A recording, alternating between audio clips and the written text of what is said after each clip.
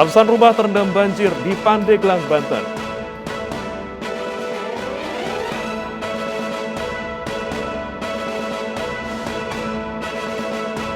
Kecelakaan solar di Mandailing Natal, Sumatera Utara sebabkan antrian panjang.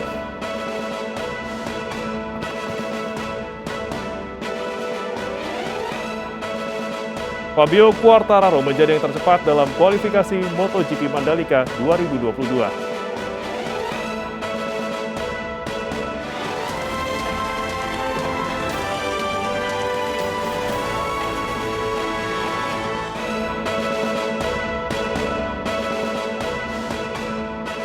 Halo, selamat pagi pemirsa. Kami hadir kembali dalam iNews Pagi melengkapi informasi Anda pagi hari ini. Selain 3 berita utama tadi, kami juga telah menyiapkan sejumlah informasi menarik lainnya. Di antaranya polisi menetapkan 2 aktivis HAM, Haris Ashar dan Fathia Maulidiyanti sebagai tersangka. Bersama saya Beriman Atenaya, inilah iNews Pagi selengkapnya.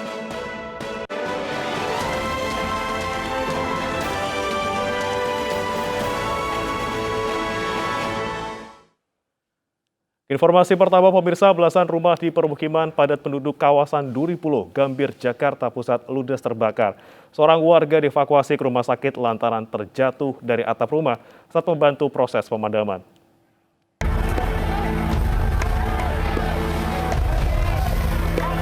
Kobaran api seketika membesar dan membuat warga di kawasan Duripulo, Gambir, Jakarta Pusat panik. Warga bersama petugas pemadam kebakaran melakukan pemadaman agar kebakaran tidak semakin meluas. Banyaknya material bangunan yang mudah terbakar dan tiupan angin kencang membuat api terus menyambar ke bangunan lain. Menurut warga, api pertama kali muncul dari atap salah satu rumah yang telah lama kosong. Padatnya lokasi rumah warga membuat amukan si jago merah kian tak terkendali.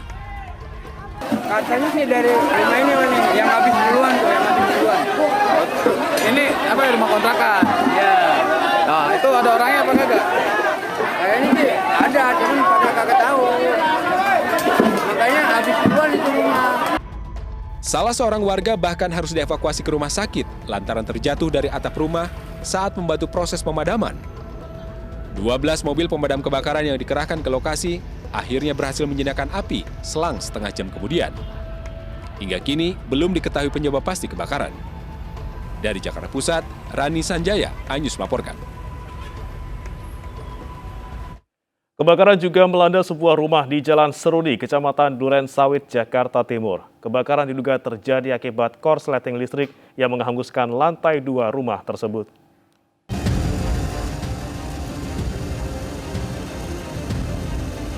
Kebakaran melanda lantai 2 sebuah rumah di Jalan Seruni, Duren Sawit, Jakarta Timur, Sabtu sore.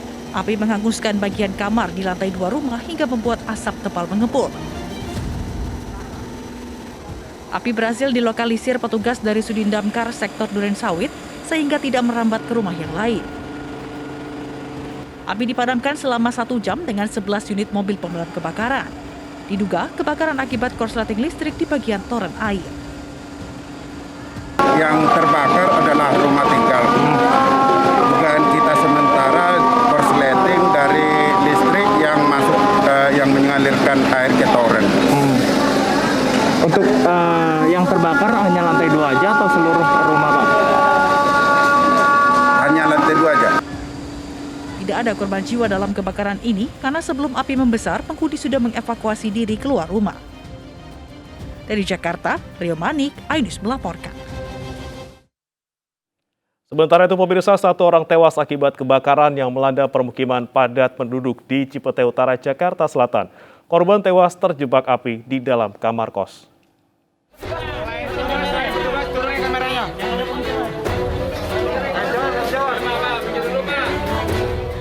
Seorang warga menjadi korban kebakaran di permukiman di Gang Cempaka 3, Cipete Utara, Jakarta Selatan.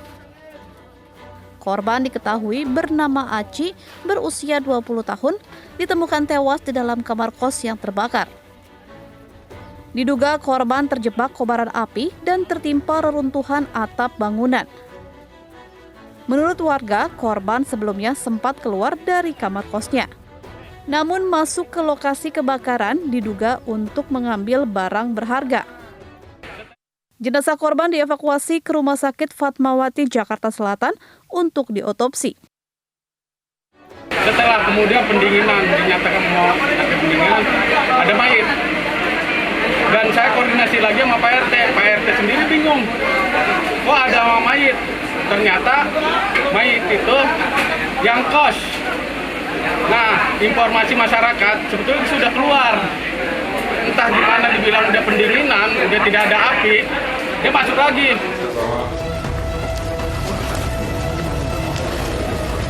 Sebelumnya, puluhan rumah di permukiman padat penduduk di kawasan Cipete Utara, Jakarta terbakar Sabtu pagi. Kebakaran diduga akibat hubungan pendek arus listrik dari salah satu rumah warga. Dari Jakarta, Sofian Firdaus, iNews melaporkan. Kapal kayu tanpa nama karam setelah dihantam ombak dan melebihi kapasitas angkut di perairan Tanjung Api, Asahan, Sumatera Utara. 2 orang meninggal dunia, puluhan lainnya masih hilang.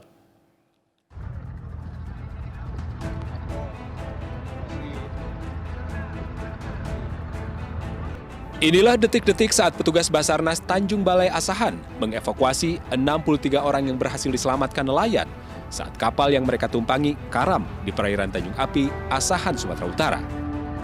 Diduga kapal karam akibat dihantam ombak, ditambah kapal melebihi kapasitas jumlah penumpang.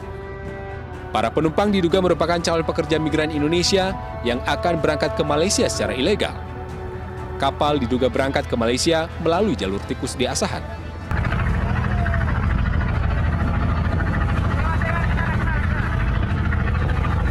Total ada 89 orang yang diangkut dalam kapal.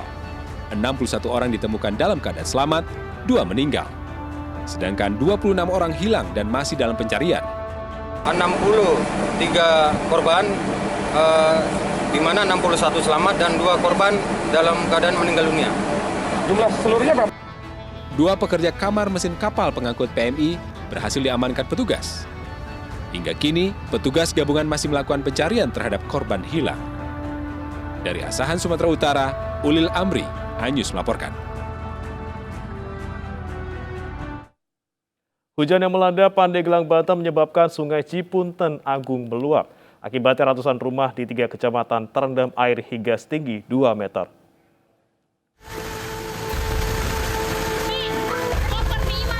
Warga di Kecamatan Labuan, Pandeglang harus berenang untuk mencapai rumahnya yang terendam banjir. Selain Kecamatan Labuan, ratusan rumah di Kecamatan Carita dan Panimbang juga ikut terendam akibat meluapnya Sungai Cipunten Agung. Di lokasi terparah, banjir bisa mencapai lebih dari 2 meter. Warga nekat berenang kembali ke rumah untuk menyelamatkan stok beras tersisa. Apalagi belum ada bantuan makanan, sementara warga mengaku kelaparan. Ada 2 meter, ada yang 3,5 meter, ada yang 3 meter. Ada yang 3 meter Ya, juga? ada 3 meter, ada 3 meter, ada 2 meter, ada yang setengah gitu. Nggak sama sih. Itu semalam hujannya Kecil. Oh, kecil. Sementara di Kecamatan Pagelaran, Pandeglang, yang sempat diterjang banjir bandang awal Maret lalu, menjadikan warga rentan terserang penyakit pasca banjir. Sejumlah relawan pun menyemprot rumah-rumah penduduk untuk membunuh nyamuk dewasa secara luas, terutama nyamuk demam berdarah. Dari Pandeglang, Banten, Iskandar Nasution, iNews melaporkan. Hujan yang mengguyur wilayah Kecamatan Nusa Wungu, Cilacap, Jawa Tengah mengakibatkan 8 desa terendam banjir. Banjir yang disebabkan luapnya Sungai Gatel ini merendam 1.000 rumah warga.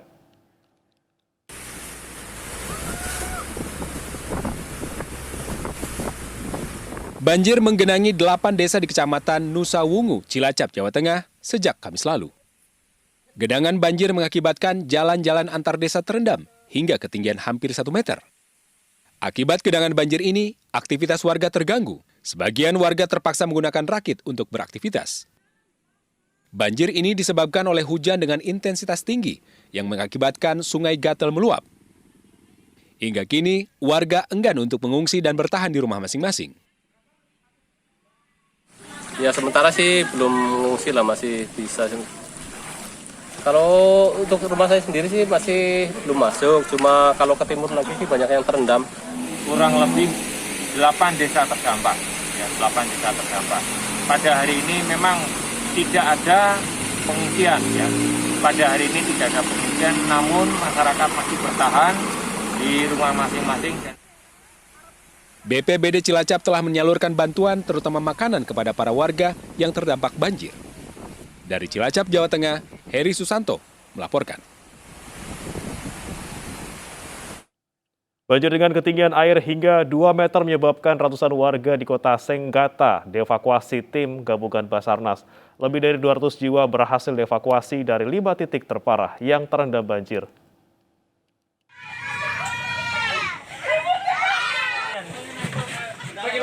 Inilah proses evakuasi warga yang terendam banjir di Kabupaten Kutai Timur, Kota Senggata, Kalimantan Timur.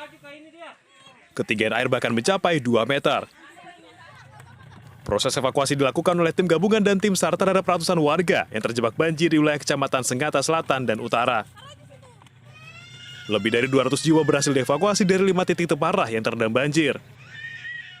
Jumlah yang terevakuasi kurang lebih 200 jiwa yang tersebar di 5 titik, yaitu kilometer 8 Jalan Poros Senggata Bontang, kemudian di Gang Haji Muhammad Ardan, Senggata Selatan, di Gang Loa Hitam, Senggata Selatan, Gang Loa Mali, dan di Gang Kemakmuran.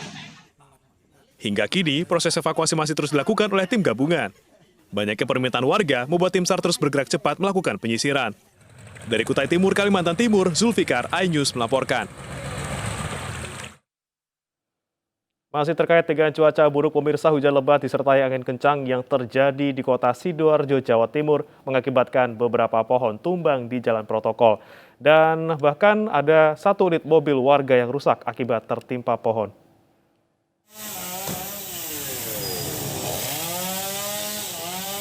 Dua mobil tertimpa pohon tumbang di Jalan Mojopahit, Kota Sidoarjo, Sabtu sore. Dari keterangan sopir box, peristiwa terjadi saat kendaraannya melaju dari arah Surabaya menuju Porong. Saat hujan, tiba-tiba pohon yang berada di pinggir jalan roboh dan menimpa bagian belakang mobilnya. Dibantu warga, sopir bersama keneknya berhasil keluar dari dalam mobil. Selain di tempat ini, 1 mobil minibus juga tertimpa pohon di Jalan Ahmad Yani, Kota Sidoarjo. Akibat terluka di kepala, korban dilarikan ke rumah sakit. Hujan besar yang disertai angin kencang membuat sebuah pohon mahoni setinggi 10 meter tumbang dan menimpa sebuah mobil di Jalan Pasir Kaliki Barat, Kota Bandung. Petugas pemadam kebakaran dibantu warga langsung mengevakuasi batang pohon. Beruntung saat kejadian, pemilik mobil tidak berada di tempat. Mobil ini ya berkunjung ke lingkungan kami, ke PRT, karena mungkin hujan, tidak sempat memarkirkan mobilnya yang lebih aman, dan ternyata pada saat itu terjadi hujan lebat, disertai angin cukup besar dan menimpa pohon. Pohon ini menimpa mobil yang sedang diparkir. Petugas damkar mengimbau masyarakat agar tidak memarkirkan kendaraannya di bawah pohon besar karena rawan tumbang. Tim Liputan iNews melaporkan. Polisi kembali menggerebek Kampung Boncos di wilayah Palmerah, Jakarta Barat. iNews Pagi akan segera kembali.